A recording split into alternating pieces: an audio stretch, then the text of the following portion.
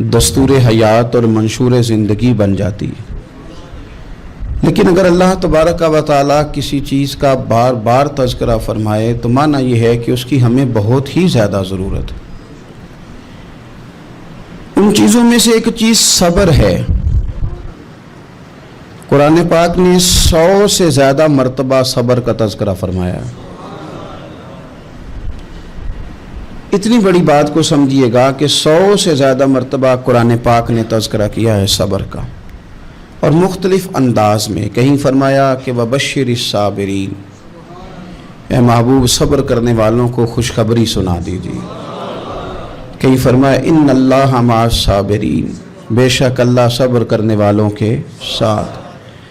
तो मुख्तलिफ अंदाज में मुख्तलिफ तरीक़ों से अल्लाह ताला ने सब्र का तज़किरा फरमाया। सोसाइटी के अंदर, माशरे के अंदर और मुसलमानों के अखलाकी रवैयों के अंदर अगर सब्र को दाखिल कर लिया जाए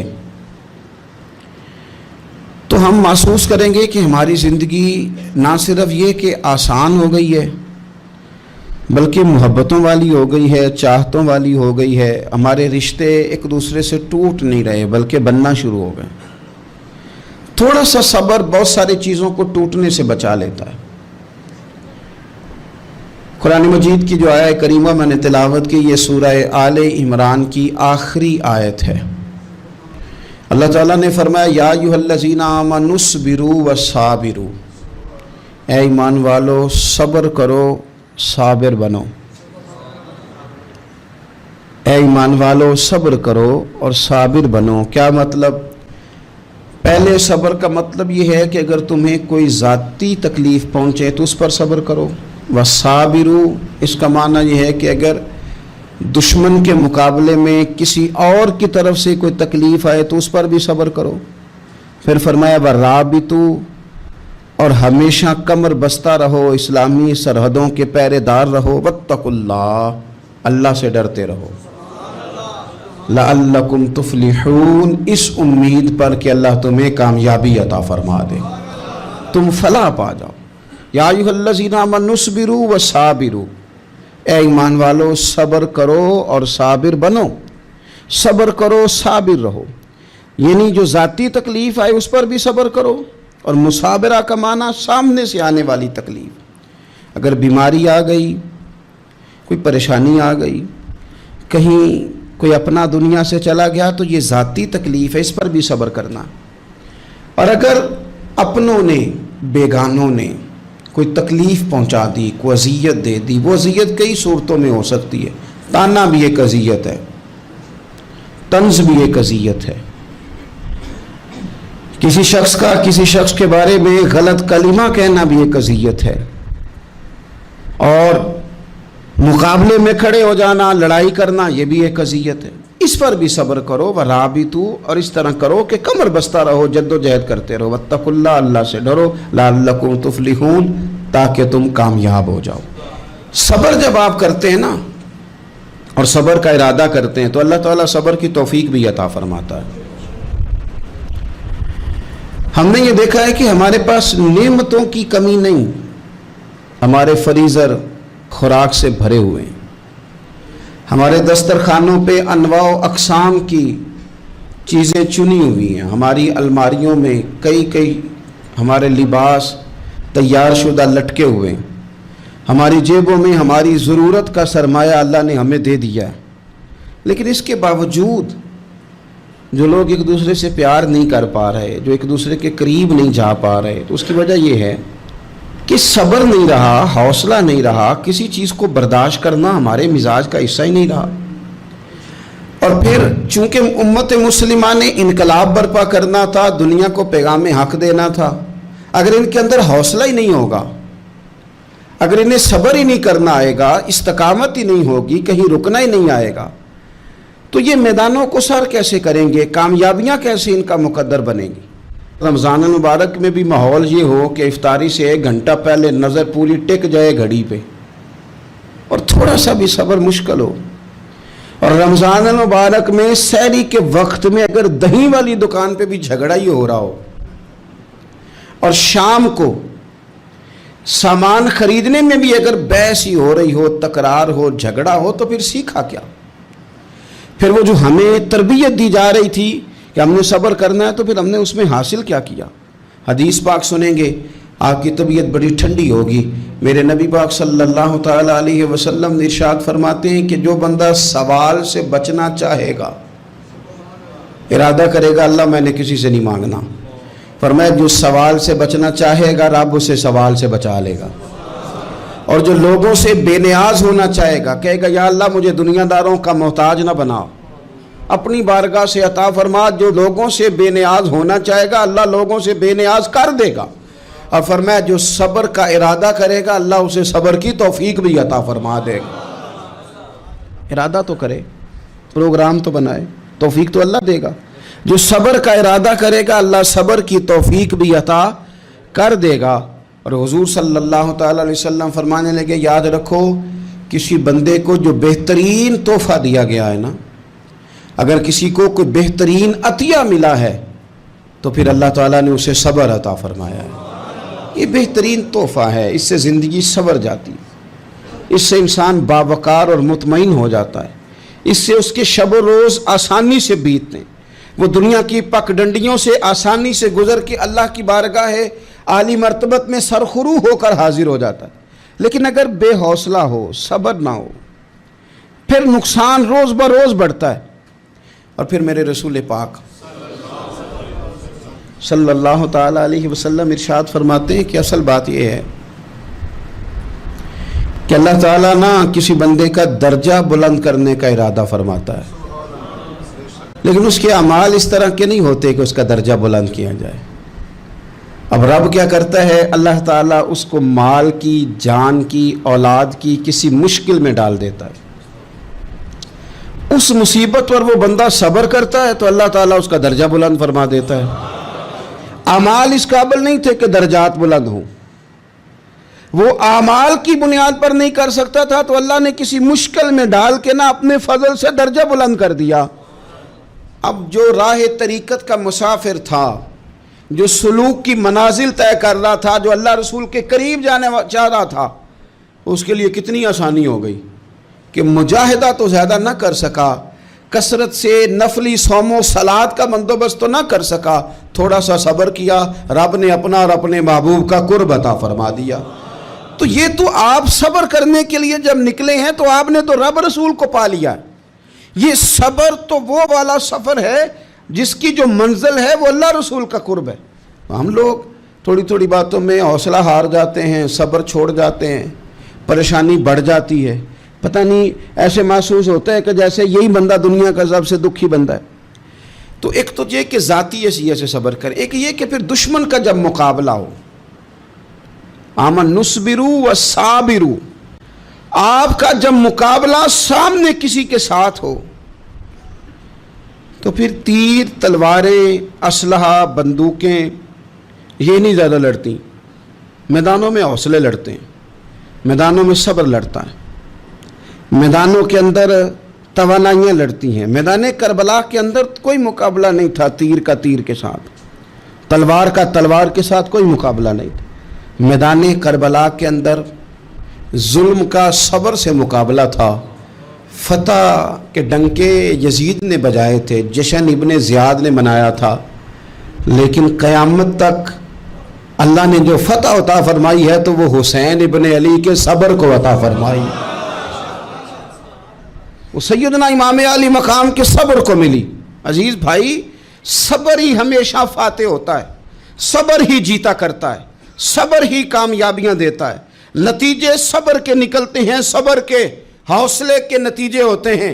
हमारी जल्दबाजी हमें शिकस्त खुर्दा कर देगी, हमारा हौसला ना होना हमें हरा देगा, हम कमज़ोर पड़ जाएंगे अगर हम बेहौसला हो जाएंगे। सुनो, मेरे नबी पाक अलैहिस्सलाम ने तरबियत की, हुजूर अपनी उम्मत को दर्स देते हैं। हुजूर फरमाते हैं पहले तो कोशिश ही ना करो कि तुम्हारी दुश्मन से लड़ाई हो, इस चक्कर में ही ना पड़ो कि लड़ाई हो। मुसलमान अमन वाले हैं, ये पुरअमन लोग हैं, ये अमन पसंद हैं, ये दाइये अमन हैं, ये मुआशरे में मोमिन होना अमन की अलामत है। फरमाया पहले तो یہ پروگرام ہی نہ بناؤ کہ تمہاری لڑائی ہو، اور فرمایا پھر اگر ہو جائے نا تو پھر صبر کے ساتھ مقابلہ کرو، پھر ڈٹ کے مقابلہ کرو، اور پھر یاد رکھو کہ یہ جو جنت ہے یہ تلواروں کے سائے میں ہے، جنت تلواروں کے سائے میں تمہیں ملے گی۔ پھر ڈٹنا سیکھو۔ پہلے تو بات یہ کہ تم یہ ارادہ ہی نہ کرو لڑائی، اور اگر کبھی ہو جائے وہ لوگوں کو بتاؤ کہ ہیں ہم پرامن لوگ، پر دین کے لیے کھڑا ہونا ہو تو پھر ہم سے زیادہ کسی کو کھڑا بھی نہیں ہونا آتا، پھر ہم سے زیادہ کسی کے پاس طاقت بھی نہیں۔ حضرت مولا علی شیر خدا رضی اللہ تعالیٰ عنہ کے زمانے میں کفر کے ساتھ ایک جنگ ہو رہی تھی، تو کافروں نے نا جاسوس بھیجے کہ یار پتہ تو کرو مسلمانوں کی تیاری کس طرح کی ہے۔ تو جاسوس واپس جا کے کہنے لگا سمجھ کوئی نہیں آئی ان کی، وہ تو راہب قسم کے لوگ ہیں، صوفی قسم کے لوگ ہیں، وہ تو کٹے ہوئے دنیا سے، مسلوں پہ بیٹھ جاتے ہیں، رات کو تو لگتا ہے دنیا سے تعلق ہی کوئی نہیں، لیکن سویرے اٹھ کے میدان میں تلوار لے کے نکلتے ہیں تو لگتا ہے ان سے بڑا مجاہد ہی کوئی نہیں۔ یہ عجیب لوگ ہیں کہ رات کو مسلح پہ بیٹھے ہیں تو لگتا ہے کٹ گئے دنیا، یہ صوفی لوگ ہیں، درویش ہیں۔ یہی مسلمان کی شان ہے، ہو ہلکا یاراں تو برے شم کی طرح نرم، رزم حق و باطل ہو تو فولاد ہے مومن، ادھر آ ستمگر ہنر آزمائے تو تیر آزما، ہم جگر آزمائے، ہم تجھے اپنا حوصلہ بتاتے ہیں کتنا، دیکھ ہمارے حوصلے سے ٹکرا کے دیکھ یہ کتنا طاقتور اور مضبوط ہے۔ تو عزیز بھائی، اگر زندگی میں آپ کو صبر کرنا آ گیا، میں بڑے دنوں سے یہ عنوانات بیان کر رہا ہوں، اور آج تو خصوصی طور پر رمضان شریف کے اس جمعے میں اپیل کرنا چاہتا ہوں آپ سے کہ کمزور باتیں کرنی چھوڑ دیں، مایوسی کے جملے اپنی زندگی سے نکال دیں۔ ہم مسلمان ہیں، آپ بیمار ہو گئے ہیں تو یہ بھی خدا کا فضل ہے، گناہ معاف ہوں گے۔ اگر اللہ تعالیٰ نے فقیر بنا دیا، غریبی آ گئی ہے تو یہ بھی فضل ہے، امیروں سے پہلے جنت میں جائیں گے۔ اگر اللہ تبارک و تعالیٰ نے کسی جگہ آپ کو مکان نہیں دیا اور دوسرے کو دے دیا ہے تو آپ وہ لوگ ہیں جو عظیم سنت ادا کر رہے ہیں سیدنا بلال حبشی کی۔ اگر کسی جگہ کوئی کمزوری آ گئی ہے، کوئی پیچھے رہ گئے ہیں تو یہ خدا کا فضل ہے۔ اللہ تعالیٰ نے چاہا ہمارے لیے جو فیصلہ تو ہم اس پہ راضی ہیں، لیکن اپنی زندگی میں اور شکوے اتنے بڑھا لیے ہم نے، اتنے بڑھا لیے کہ لوگوں سے شکوے کرتے کرتے رب رسول سے بھی شروع کر دیے۔ غلام بھی کبھی شکوہ کرتا ہے، آقا کا بھی شکوہ ہوتا ہے، بندہ بھی کبھی شکوہ کرتا ہے، رب کا بھی شکوہ ہوتا ہے، یہ بھی کبھی ہوتا ہے۔ آپ نہ مانے پر یہ شکوہ ہے کہ میں بڑے ڈاکٹروں کے پاس گیا ہوں آرام نہیں آیا، نہ مانے پر یہ شکوہ ہے میں نے کبھی کسی کو ستایا تو نہیں پر میرے حالات نہیں ٹھیک ہوتے۔ آپ نہ مانے پر یہ شکوہ ہے کہ فلانے کے پاس دولت زیادہ ہے، اس نے پتہ نہیں وہ آگے نکل گیا اور میں پیچھے رہ گیا، نہ مانے پر یہ شکوہ ہے۔ کس سے کر رہے ہو؟ رب رسول سے؟ او آس بولے تے دی مہربانی اساں تے لاڈ ہی لڑاونے نے۔ کس سے شکوہ کر رہے ہو؟ خدا کے بندو، غلام غلامی کرتے ہیں، شکوے کرتے ہیں کوئی؟ حضرت ام سلمہ رضی اللہ تعالیٰ عنہ، شوہر کا نام ہے ابو سلمہ، بیٹے کا نام ہے سلمہ، کہتی ہیں میں، میرا شوہر، میرا بیٹا، تینوں، چھوٹا بیٹا میرا، ہم نکلے مکہ مکرمہ سے مدینہ طیبہ جانے کے لیے۔ ایک کی بیٹا ہے، خاندان جمع ہے، شوہر کی گود میں بیٹا، اونٹ کے پیچھے میں۔ فرماتی ہیں مدینے کی سرحد آ گئی تو میرے میکے والے آ گئے، کہنے لگے ابو سلمہ نہیں لے جانے دیں گے مدینے اپنی بیٹی کو۔ میں نے کہا میں مسلمان ہوں، میں تو اپنے شوہر کے ساتھ مدینے جاؤں گی۔ انہوں نے کہا نہیں جا سکتے، تو نے جانا ہے تو جا، ہماری بیٹی نہیں جائے گی۔ زبردستی مجھ سے انہوں نے مجھے میرے شوہر سے الگ کیا۔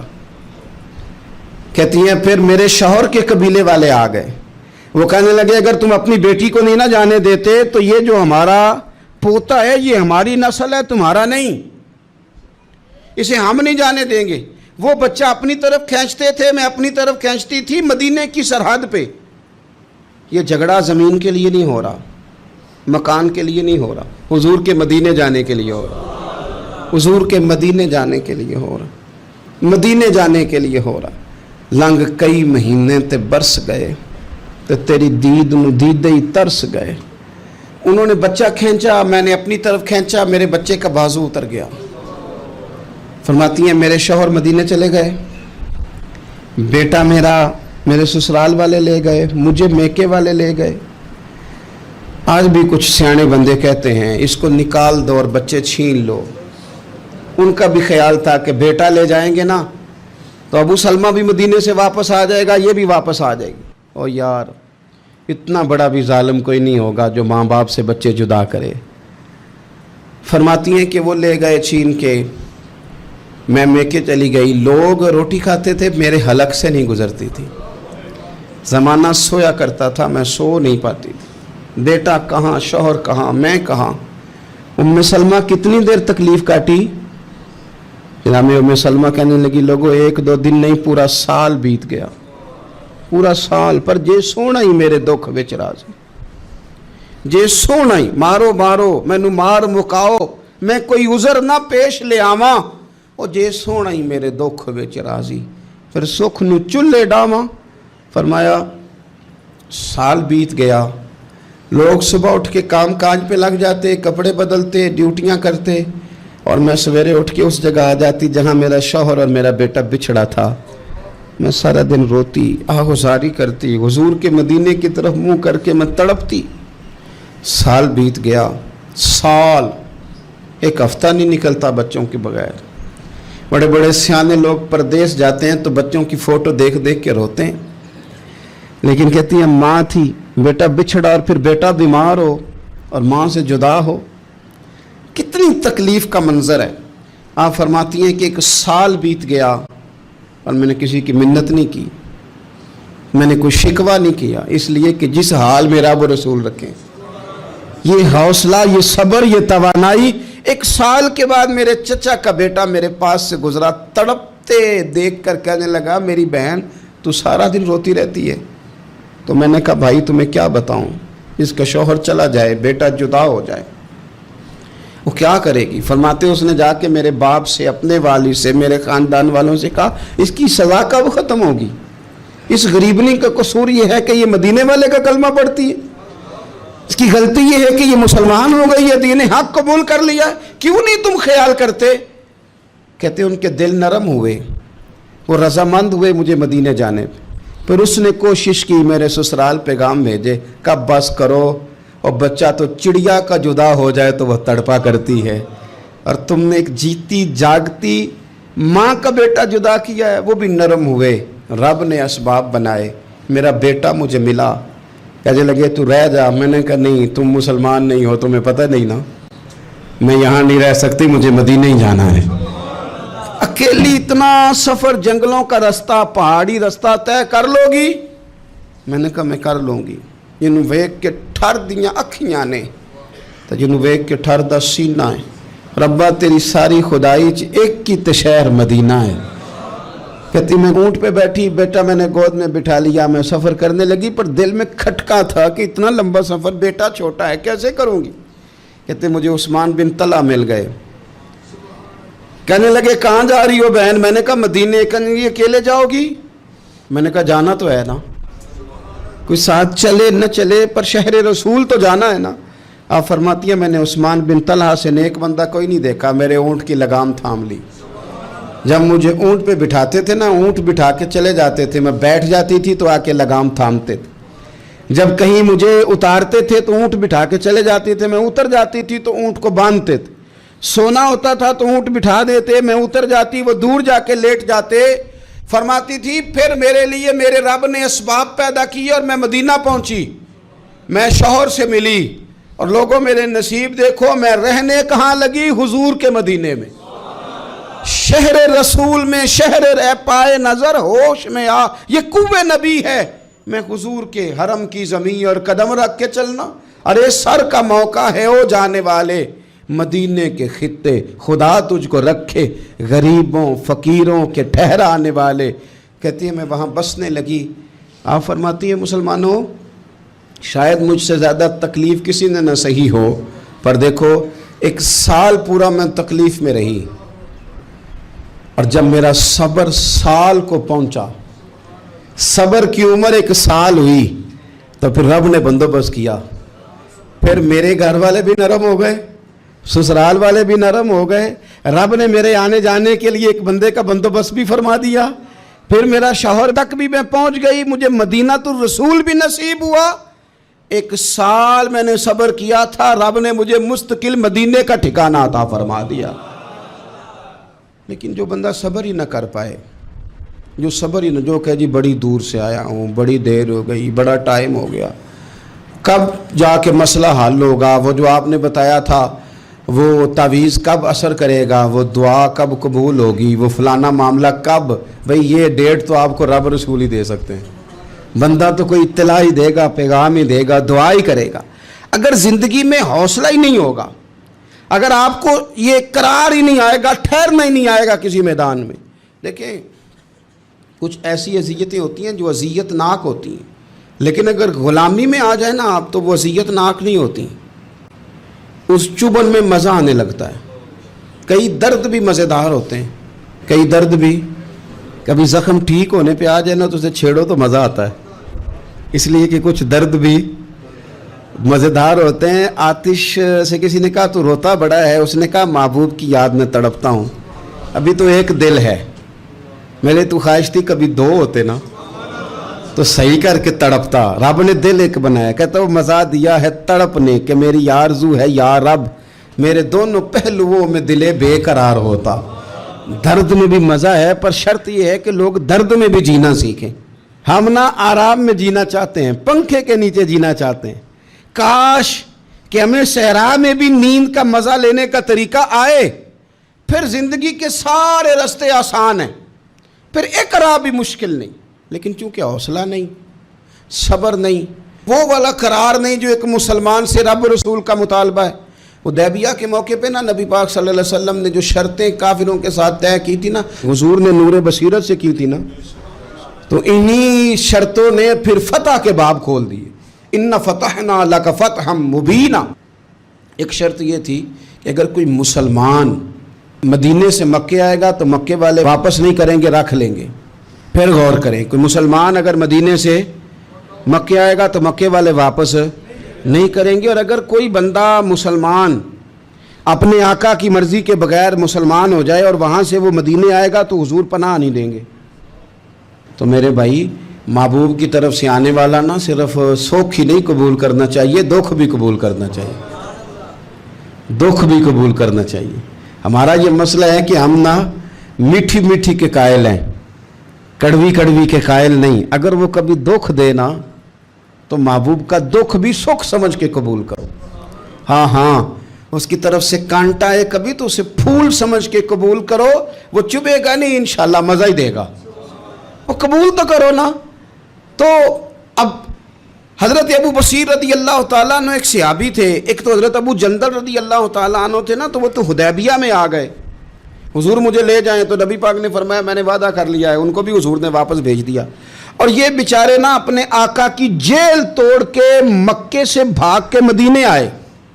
یا رسول اللہ مجھے قبول کر لے, میں بھاگ آیا ہوں, وہ بڑا ظلم کرتے ہیں, مارتے ہیں, تکلیف دیتے ہیں. وہ آئے تو ادھر سے نا اس کے مالک نے 1-2 بندے بھی بھیج دیے رکا دے کے کہ یا رسول اللہ آپ کا تو وعدہ تھا کہ آپ بندہ رکھیں گے نہیں. یہ آئے اور رکا بھی آ گیا.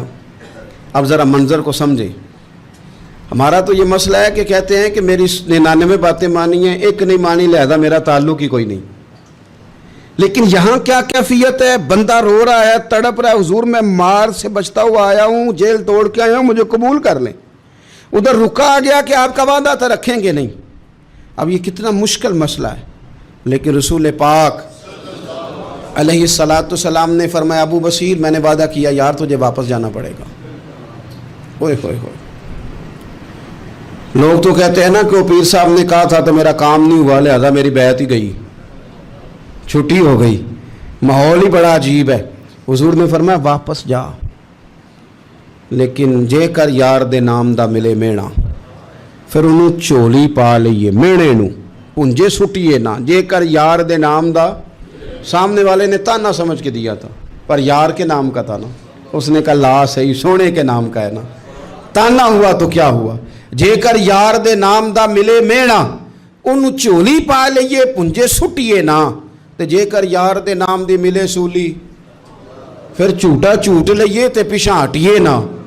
جھوٹا جھوٹ لئیے, اب لکھنے والے کا بھی اپنا انداز ہے نا، کہتے ہیں یہ بھی میرے لیے جھولا ہی ہے، یہ بھی آرام کی جگہ ہی ہے، جھوٹا جھوٹ لئیے تے پیچھا ہٹیے نا۔ حضرت ابو بصیر رضی اللہ تعالیٰ عنہ سے حضور نے فرمایا واپس جانا ہے، کہ سونے ٹھیک ہے، کوئی شکوہ نہیں، کوئی گلہ نہیں، یہ بھی میرے محبوب کا حکم ہی ہے۔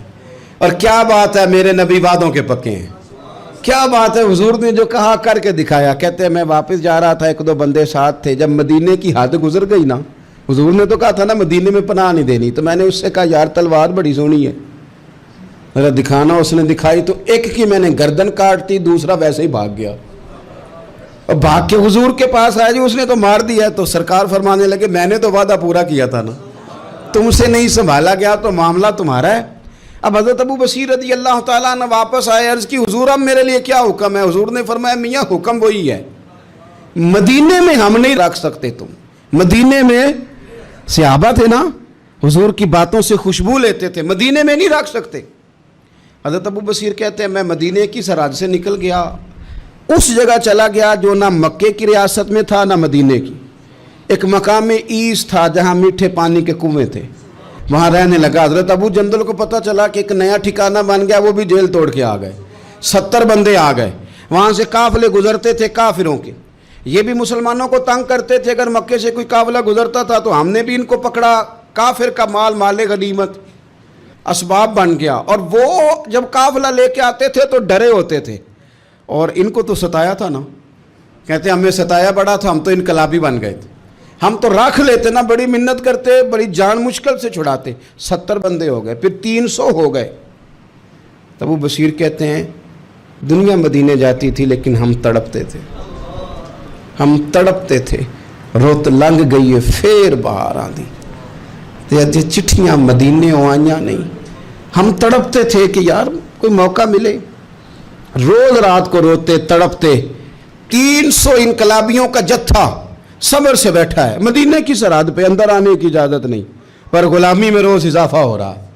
صبر دیکھو، غلامی میں روز اضافہ ہوتا ہے۔ تنگ آ گئے کافر، پہلے بڑی ڈینگیں مارتے تھے کہ دیکھو ہم نے کیسی شرط منوائی ہے، کیسی شرط منوائی ہے کہ ان کا بندہ آئے گا تو ہم واپس نہیں کریں گے، ہمارا جائے گا تو انہیں کرنا پڑے گا۔ پھر اتنے تنگ آئے کہ خود آ کے کہنے لگے حضور مہربانی کریں، یہ شرط تو ختم کریں نا، اور ان 300 کو تو مدینے بلائیں، مہربانی فرمائیں۔ حضور بڑے خوش ہوئے، آج غلاموں کے نام پیغام لکھا، غلاموں کے نام پیغام لکھا، چٹھی لکھی حضور نے۔ چٹھی کس چیز کی لکھی؟ آ جاؤ یار مدینے آ جاؤ، چٹھی آئی مدینے آنے کے لیے۔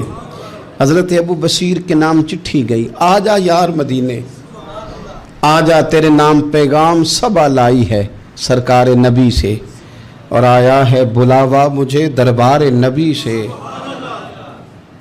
پیغام آیا۔ حضرت ابو بصیر اتنے بیمار تھے کہ نزع کا عالم تھا، لیکن اس عالم میں بھی انتظار تھا۔ اس آخری ویلے اکھیاں میریاں رات تکنائے تیرا تے سجنا کچھ بھی نہیں جانا، یہ پا جاویں ایک پھیرا، تے سر میرے تے آن کھلوویں تے پھر پردہ رہ جائی میرا، سوکھا نکلے صاحب ظہوری، یہ ویخ لوے مکھ تیرا۔ حضرت ابو بصیر کو نہ وہ رکا گیا، حضور کی چٹھی گئی تو یوں چٹھی پڑی، حضور نے فرمایا آ جانا، رستہ کھل گیا ہے، تو آ جا، کھل گیا رستہ۔ دعا فرماؤ مدینے کے رستے کھل جائیں، کرو نا یار دعا مدینے کے رستے کھل جائیں۔ کچھ ایسے ہیں جنہوں نے سارے دکھ سنانے ہی مدینے جا کے ہوتے، کچھ لوگ ایسے ہیں جن کے دل اور کلیجے پھٹنے کو آ گئے، دعا کرو رستے کھل جائیں۔ حضور نے فرمایا آ جا تیرا راہ کھل گیا۔ حضرت ابو جندل کہتے ہیں میں سرانے کھڑا تھا، حضرت ابو بصیر کے خط پڑھا، مسکرائے، اشارے سے کہنے لگے کہ دیکھ میرے نبی کا خط ہے، حضور کی چٹھی میرے نام آئی ہے، پڑھنا۔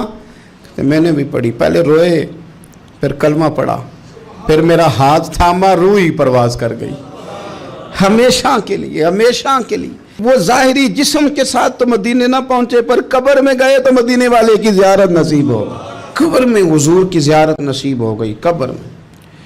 حضرت ابو جندل کہتا ہے میں نے جنازہ پڑھا، اور اسی مقام پہ جہاں انہوں نے انتظار کیا تھا نا، वो मकाम में इंतज़ार उनका मज़ार बना, मज़ार के साथ मस्जिद बनी, मस्जिद का नाम मस्जिद अबू बसीर रखा गया। उन्होंने उस इंतज़ार में जान दे दी पर सब्र किया, शिकवा नहीं किया। यारो इतनी शिकायतें, इतने शिकवे। एक बात मेरा और करने को दिल कर रहा है। एक सहाबी थे हज़रत आसिम बिन साबित रदी अल्लाह ताला अन्हु। जंग उहद में ना हुजूर के हाथ पे मौत की बैत की। जंग उहद में बैत की, सोनिया तेरे नाम पे मरना, डट के लड़े। सलाफा बिन साद के 2 बेटे बदर में कत्ल किए इन्होंने। उसने कसम खाई कि माज़ अल्लाह मैं इनका सर मंगा के तो इनकी खोपड़ी में शराब पीऊंगी। सलाफा बिन साद ने यह कसम खाई कि मेरे 2 बेटे कत्ल किए, मैं इनकी खोपड़ी में शराब पीऊंगी माज़ अल्लाह। एक कबीला गज़ील था, उन्होंने उहद के बाद हुजूर से कहा कुछ कारी हमें दे दें, हमने कुरान सीखना है। तो नबी पाक ने कुछ बंदे भेजे, तो आसिम बिन साबित को भी भेजा, लेकिन उन्होंने धोखा किया। वहाँ जाके इनको गिरफ्तार कर लिया। जब गिरफ्तार करके मक्के वालों के हाथ बेचने लगे तो हज़रत आसिम बिन साबित ने तलवार निकाल ली। फरमाने लगे मैं काफिर का कैदी होके जीने से बेहतर है शहादत की मौत मर जाऊं। काफिरों का कैदी लड़े और फरमाने लगे मेरे कमान में तीर बाकियां, मैं लड़ूंगा और इतना लड़ूंगा कि तुम्हें पता चलेगा मुझे लड़ना आता है। और फरमाया मैं सब्र करूंगा और सब्र करके दिखाऊंगा, मैं डटूंगा और तुम्हें डट के। अकेला बंदा मैदान में डट गया, अकेला। जब तीर खत्म हो गए तो फिर नेज़ा निकाल लिया।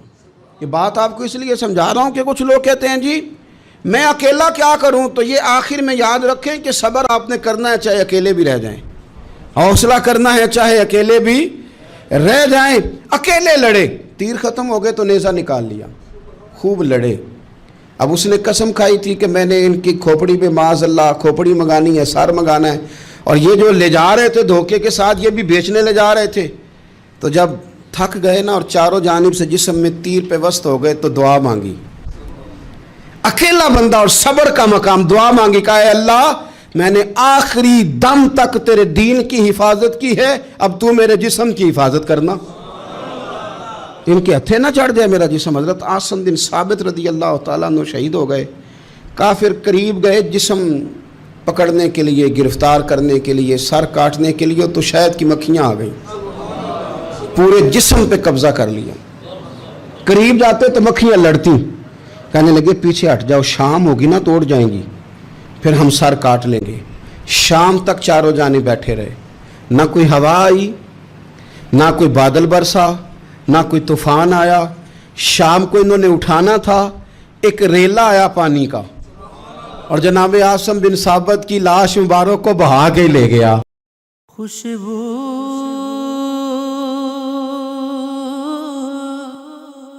है दो आलम में तेरी,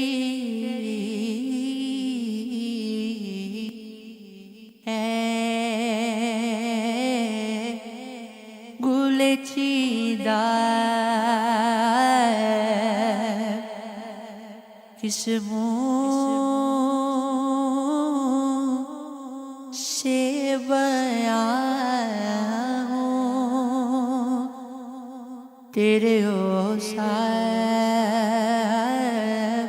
हमीदा, तुझसा कोई आया